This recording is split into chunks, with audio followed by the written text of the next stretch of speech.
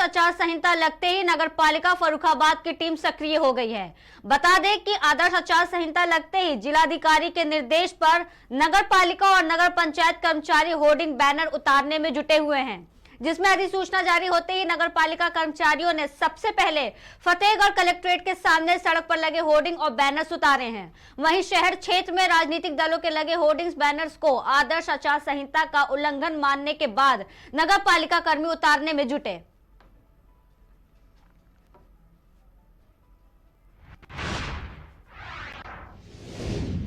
बढ़ते अगली खबर की ओर। खबर फर्रुखाबाद से है, जहां नीलकंठ क्लिनिक पर डिप्टी सीएमओ ने छापा मारा है। बता दें कि डिप्टी सीएमओ सर्वेश यादव ने नीलकंठ क्लिनिक पर सीएचसी राजेपुर प्रभारी आरिफ सिद्दीकी और फार्मासिस्ट के साथ क्लिनिक पर छापा मारा, जिसमें नीलकंठ क्लिनिक पर अवैध रूप से गर्भपात कराए जाने की डीएम से ग्रामीणों ने शिकायत की थी। आशा बहुएं सीएचसी से मरीजों को ले जाकर क्लिनिक पर गर्भपात और डिलीवरी कराती हैं। उसमें सरकारी सुविधा ना दिलाकर आशाएं मरीज को निजी क्लिनिक पर ले जाती हैं।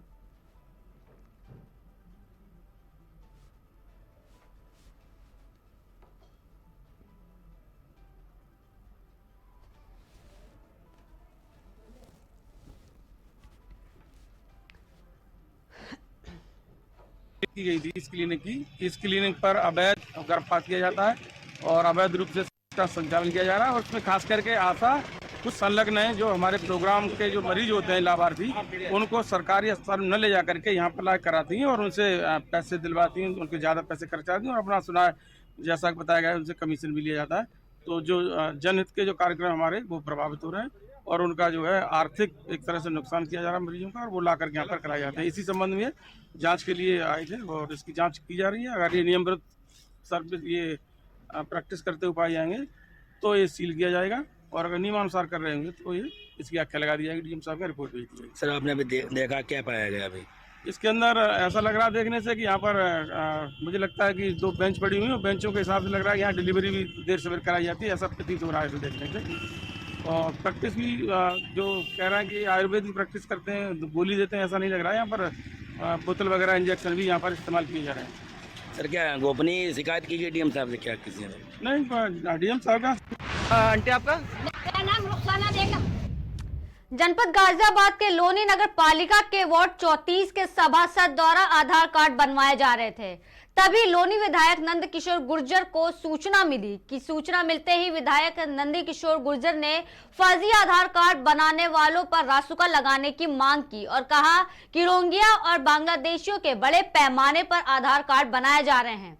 फर्जी आधार कार्ड कट्टरपंथियों और आईएसआई से फर्जी आधार कार्ड बनाने वालों के तार जुड़े हुए हैं। विधायक ने थाना प्रभारी और पुलिस उपायुक्त को पत्र भेजा है।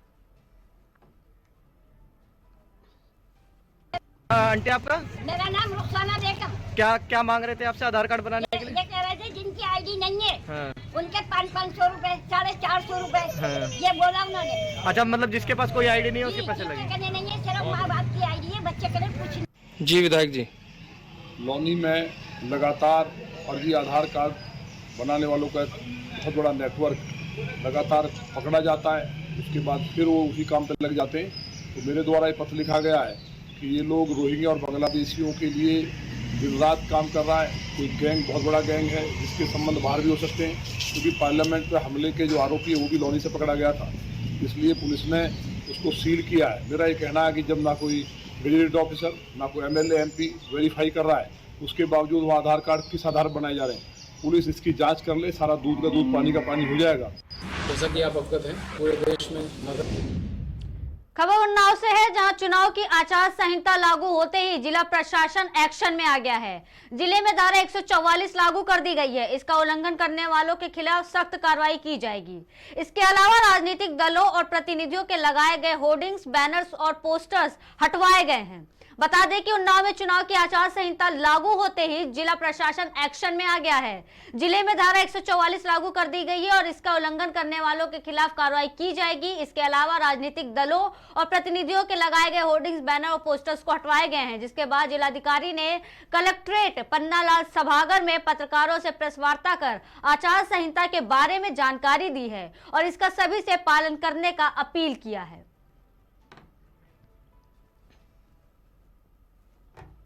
जैसा कि आप अवगत हैं, पूरे देश में आदर्श आचार संहिता हमारे निर्वाचन आयोग द्वारा घोषित कर दी गई है।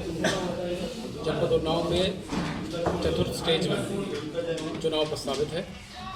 उसके संबंध में विस्तृत जानकारी आज सभी मीडिया बंधुओं के साथ बैठकर आपके माध्यम से पूरे जनपद को दी गई। किस प्रकार से शेड्यूल रहेगा, कितनी कितनी लॉजिस्टिक्स रिक्वायरमेंट होगी, क्या फैक्चुअल इन्फॉर्मेशन है जनपद उन्नाव पार्लियामेंट्री कॉन्स्टिट्यूंसी 33 उन्नाव के संबंध में, और किस प्रकार से एमसीसी का अनुपालन करा जाएगा, और क्या क्या विशेष और मुख्य चीज़ें हैं जो उम्मीदवारों से और पॉलिटिकल पार्टी से अपेक्षित है, उसके संबंध में भी जानकारी आज विस्तार पूर्वक आप लोगों के माध्यम से दी गई। डीएम साहब, चुनाव आयोग ने कहा है कि सोशल मीडिया पर ध्यान रखा जाएगा। उन्नाव में ही हजारों ग्रुप हैं जिसपे तमाम राजनीतिक पोस्टें की जाती हैं और उनका कहीं कोई हिसाब नहीं होता और बड़ा प्रभाव डालता है पब्लिक पर। इस पर आप किस तरीके कार्रवाई करेंगे?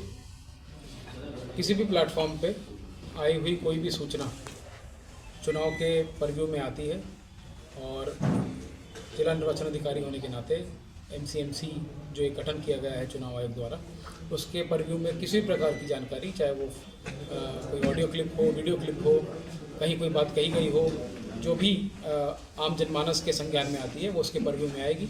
और कोई भी ऐसी बात कही या लिखी गई हो जो चुनाव की मर्यादा को भंग करती हो, आदर्श आचार संहिता को भंग करती हो, उसका संज्ञान लेकर उस पर एक्शन किया जाएगा। जैसा कि आप अवगत हैं, पूरे देश में आदर्श